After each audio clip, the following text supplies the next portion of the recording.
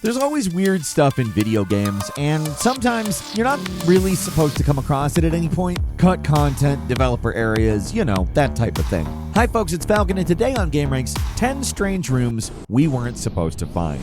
Starting off with number 10, it's Fallout 4's Vault 120. There's a lot of cut content, weapons in Fallout 4 that suggest there would have been a lot more to do underwater. Stuff like the harpoon gun. A lot of people assume that was meant to tie in with a cut quest 20 leagues under the sea. No one knows exactly what this quest was supposed to be about, but the community's generally agreed that it probably is related to a cut vault, Vault 120. You can't find any trace of this place in the game, but a few enterprising fans dug through the code of the game and found some assets and potential clues towards rooms that would have been in this vault. It's a place nobody was ever supposed to go because Bethesda just never implemented it, but some fans have taken the time to recreate this vault and put it back into the game. It's not as complex as if it would have been in the actual game. There was supposed to be a giant octopus or a squid or something that lived outside the vault and was apparently the overseer somehow.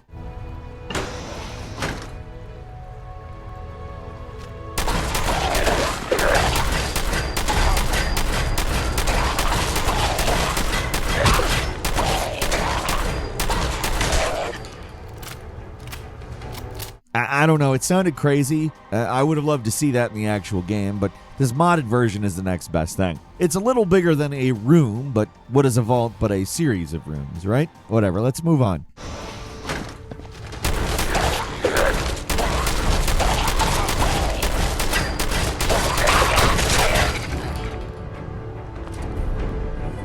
At number 9 is Bloodborne, the cut content boss rooms. Chalice dungeons are the gift that keeps on giving. These randomly generated dungeons were an experiment that the developer has so far only ever used in Bloodborne, and while the actual results get a little repetitive after a while, the thing that really makes these things great is that they grant us the ability to peel back the curtain and get some access to some content the devs would not normally allow us to see. From never talks about the development of their games. They rarely show behind-the-scenes footage or reveal cut content, so it's up to the fans to find it themselves. And using very specific codes for the Chalice dungeon, you can gain access to a few boss rooms that you're not meant to see. Seriously, it's not an Easter egg situation. Going to these rooms can potentially corrupt your save file, just so you know. There are 2 half-finished bosses with their own rooms. The Great One Beast, which is a strange and hairy horse that has a few attacks and hurts you by just being near it.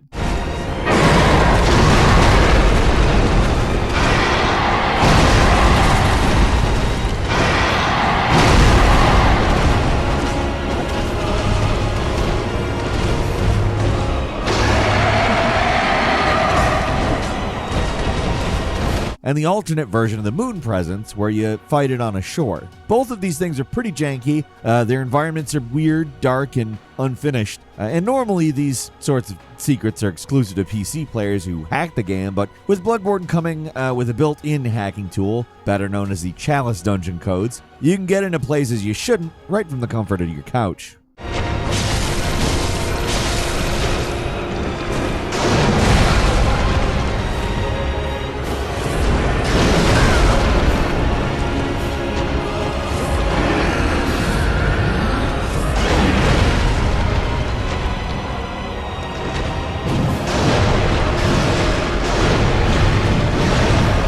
And number 8 is Futurama the Game's Easter egg. So this is one of those Easter eggs that was technically meant to be found. I mean, it's an Easter egg, right? Obviously, the devs wanted somebody to see it, but if it takes 16 years for somebody to figure out how to trigger your secret room, maybe it's a little too secret. Maybe you didn't actually want anyone to find this thing, because honestly, 16 years, that's a lot. That's a bit much. The funny thing about this secret, hidden in the first level of the actually not bad Futurama game, is that we've all known about it forever. It's just everyone assumed that it was some weird little thing someone left in the game. You could always see it, sort of, but going into a specific spot and clipping the camera through the wall was kind of how you did it, so everybody assumed that was that. But there's actually a convoluted and nearly impossible way to unlock this room. It's just absurdly specific. If you do everything right, the Easter egg room will just reveal itself. It's a big Easter egg, nothing that's surprising, but the amount of time it took people to legitimately find it makes it notable. And number 7 is the old police station from Resident Evil 2. Well known among fans is that Before Resident Evil 2 became the classic we know today, there was a prototype version that looked pretty different. Dubbed Resident Evil 1.5 by fans, the older version of the game starred a completely different character named Elza Walker rather than Claire, and the police station that the majority of the game took place in was completely different. The people who worked on Resident Evil 2 have been very candid about the existence of this other version of the game, but it was never meant to be something you could actually play.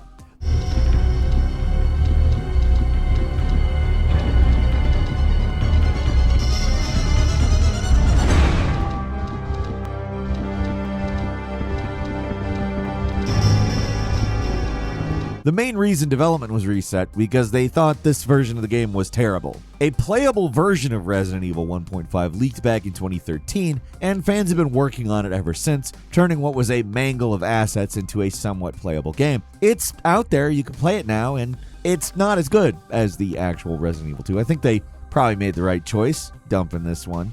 But there's something very surreal about running around in this alternate universe version of the police station where everything's real sterile and modern looking. There's something almost liminal about the spaces in this version of the game, and it's not just because it's clearly unfinished. The whole thing feels weird. It's not that far off from Resident Evil 2, but everything feels wrong.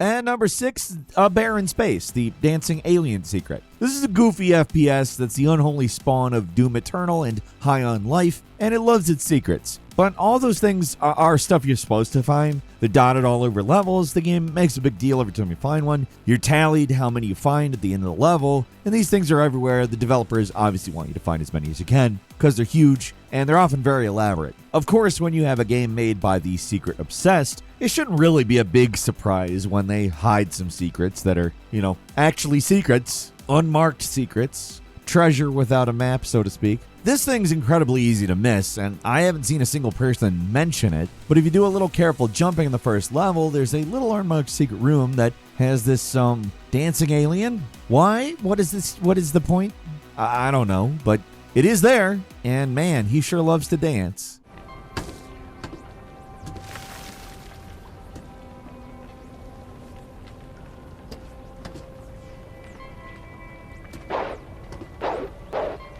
It's a unique asset, too. I think it appears in a couple of other random secret spots, but you're not fighting aliens in this game. The enemies are robots. It really has nothing to do with anything. It's just a weird little inside joke from the devs. I don't really know. So while this isn't all that hidden compared to other secret rooms on the list, it is an unmarked secret in a game otherwise full of secrets. So that kind of makes it a double secret or something.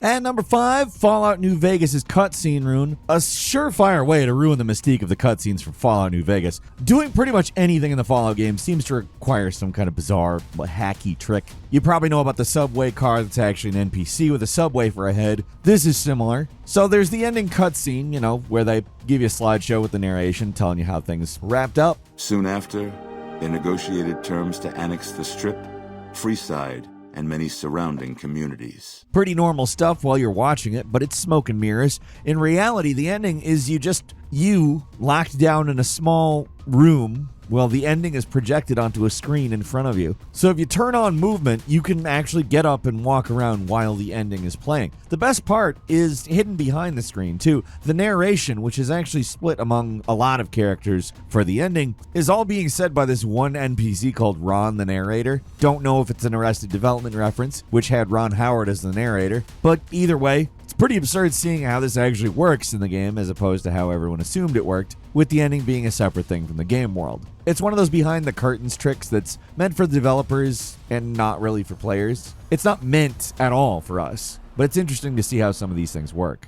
Veronica put her moral sensibilities aside and supported the Brotherhood's new campaign of aggression as best she could. Yet, deep down, she understood that it meant their end would surely be soon to follow. Their leaders destroyed by the courier, the fiends scattered throughout the wasteland. Without the organization of Motor Runner, Cook, Violet, and driver Nephi, they were easy prey. And number 4 is Final Fantasy VII's Debug Room. Debug Room's kind of strange by default, but the one hidden in the original Final Fantasy VII it's something else. These rooms are generally created by developers for testing or debugging their games. They're not meant for access by the player, but primarily for development. That doesn't stir crazy devs from putting some weird stuff in these places, though. The Final Fantasy VII devs must have really been losing it because the debug room is just absolutely wild. It requires something like a Game Shark code or a glitch to even get in here, but if you do, you're given a selection of rooms to pick from. They mostly lead you to various options for starting the game at different points in the story, but there's one room that really stands out. In this room, everyone's names change for no reason. There's a giant Aerith who says, "Mind-boggling adventures await you."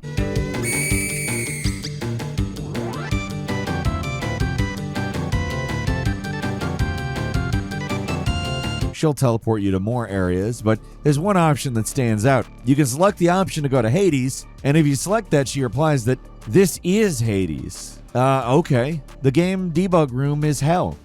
Interesting. There's also a talking floor. If you walk up to a certain section of the room, the floor will just start talking, gets mad at you for thinking about stepping on it. Did I mention this place was weird?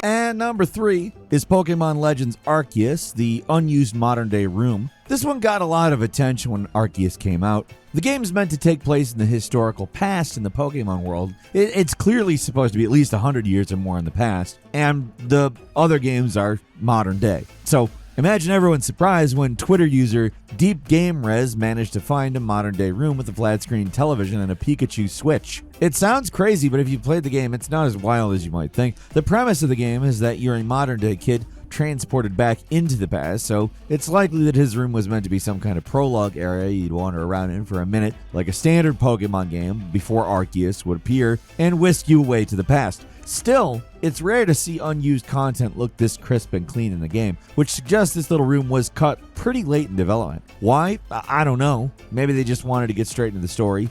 Maybe they thought the opening was too slow or something. Who really knows? All we do know for certain is that this very modern-looking room exists in the files, and it's not in the actual game.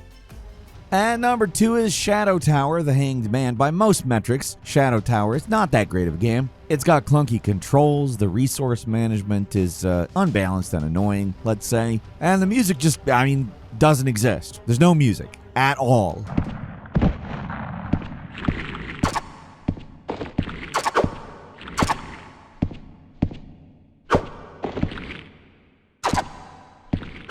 Made by anyone else, there would be little reason to revisit a game as flawed as this, but with From, even before they got big with the Souls games, they were making games with an unmistakable atmosphere and mood all their own. Shadow Tower, strange game even for these guys. It's oppressive and haunting. If anything, the grimy PlayStation 1 visuals actually enhance the aesthetic rather than detract. It's a game where the little things stand out, and that's why this strange little secret still sticks with people. Early in the game, I think it's the 3rd or 4th floor, or the first region of the tower, there's a seemingly pointless empty cell, nothing in it, but if you get up close to the wall and clip through it, it's possible to see this dark room on the other side that contains a hanging corpse. No other bodies like this in the game. For some reason, didn't want it to appear in the final product, but instead of just deleting it, they moved it, which is abnormal. There's nothing particularly graphic about it as far as these guys go. You know From. These dudes love to pile up the corpses, and I'm walking through them without blinking an eye, but this one stands out because it's the only corpse like this in the game. And the only way to see it is to peek outside the wall. I don't know what drove them to make this decision, but it makes what would otherwise be an unremarkable corpse into one of the eeriest rooms in gaming.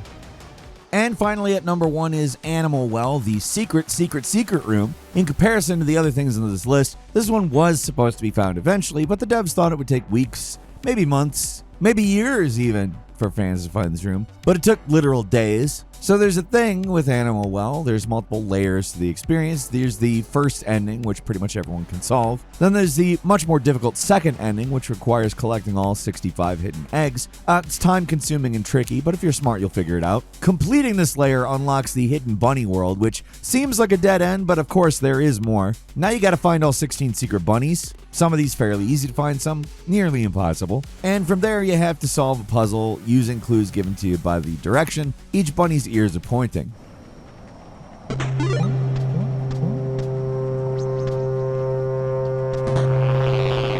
That's the code key required for figuring out the directions to get to the next secret room, which has a giant bunny that eats you, and now you can fly.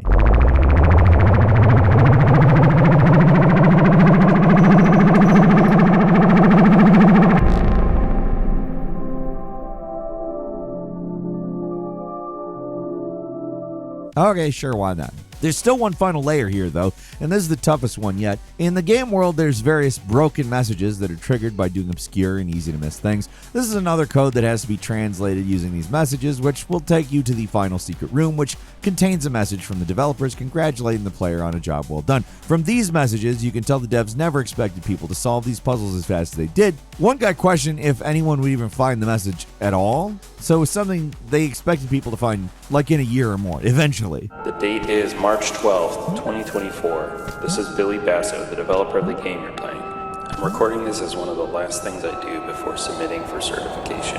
If you're hearing this, that means you just solved a set of puzzles that I honestly did not really design to be solvable. I didn't even expect people to discover them, so I'm kind of taking this opportunity right now to break the fourth wall and personally congratulate you. Whether you did it legitimately, or you hacked the game, or you just looked this up online, either way, I'm very, very proud of you. Good job. But players solved it very fast. Such is the power of a large and engaged fan base. This stuff would basically be impossible to solve alone, but with thousands of people working together, they were able to figure it out way faster than devs thought possible. And that's all for today. Leave us a comment. Let us know what you think. If you like this video, click like. If you're not subscribed, now's a great time to do so. We upload brand new videos every day of the week. Best way to see them first is, of course, a subscription, so click subscribe. Don't forget to enable all notifications, and as always, we thank you very much for watching this video. I'm Falcon. You can follow me on Twitter @FalconTheHero, and we'll see you next time right here on GameRanx.